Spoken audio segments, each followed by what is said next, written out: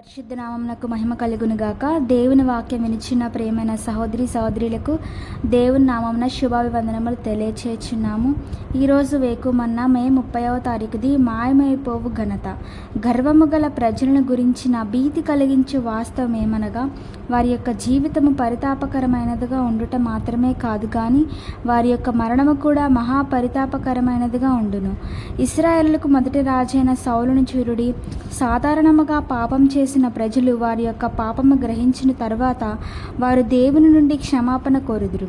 అయితే అతని యొక్క పాపం ఎత్తి చూపబడిన తర్వాత సౌలు చెప్పినది చూడండి, నేను పాపం చేసి తిని అయినను ఇప్పుడు నన్ను గణపరచుమని మొదటి సమూయేలు అధ్యాయం 15 వచనంలో చదువుచున్నాము. తాను దేవునికి విరోధముగా పాపం చేసి ఉన్నానని తెలిసి క్షమాపణ అడుగుటకు బదులుగా సౌలు ఘనతను కోరుట ఎంత విచారణకరమైనది. ఒక మనుషుడు ఘనతను వెదకిన ఎడల అతని యొక్క జీవితంలో రహస్య పాపములు ఉన్నాయని అది నిశ్చయమైన చిహ్నమై ఉన్నది. సౌలు వీలుకాండ్ల ద్వారా అధికముగా గాయపరచబడినప్పుడు అతడు చనిపోవచ్చున్నాడని తెలిసి చివరి గడియల్లో ఆయనను కనీసం పశ్చాత్తాపపడి నిత్యము కొరకు సిద్ధపడుటకు బదులుగా అతడు ఇంకనూ తన గర్వమును గొప్పతనమును వెతుకుచున్నాడు. అప్పుడు సౌలు తన ఆయుధములు మోయువానితో, నీవు కత్తి దూసి దానితో నన్ను పొడిచివేయము, లేనిచో ఈ సున్నతి లేని ఫిలిస్తీయులు నన్ను పొడిచి అపహాస్యం చేయుదురని మొదటి సమూయేలు గ్రంథం 31 అధ్యాయము 4వ వచనంలో చదువుచున్నాము.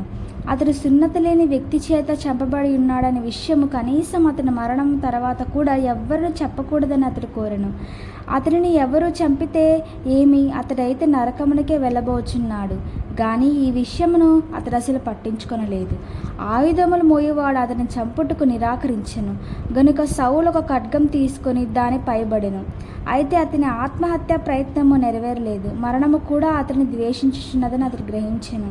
తర్వాత సౌలు ఒక అమాలేకుని కనుగొని తను చంపుమని మనవి చేసెను. ఆ అమాలేకుడు అతనిపై నిలవబడి అతని తల నరికి వేసెను. ఎంతటి దయనీయమైన వెనుకబడిన స్థితిలో అతడి జీవితం ముగించెను. సౌలు యొక్క జీవితపు ముగింపు మన ప్రతి ఒక్కరికి ఒక హెచ్చరికగా ఉన్నది. గర్వము మన యొక్క జీవితమును, మరణమును, నిత్యానిత్యము ఎంత పరితాపకరమైనవిగా చేయగలదో ఇది రుజువుగా చేయుచున్నది.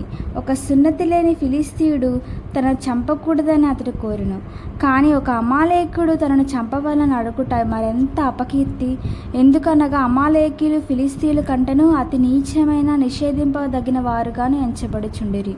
ఈ లోక ఘనత ఒక నీడ వంటిది. మనం ఎంతగా దానిని వెంటాడుదామో అంతగా అది మన నుండి పారిపోవును. ఈ లోక ప్రేమ హేయము, ఈ లోక ఘనతయు అల్పమే. నా గొప్ప పిలుపును తలంచుచు పాత్రనుగా నడుచుదును. దేవుని యొక్క పరిశుద్ధ నామమునకు స్తోత్రం. Praise the lord.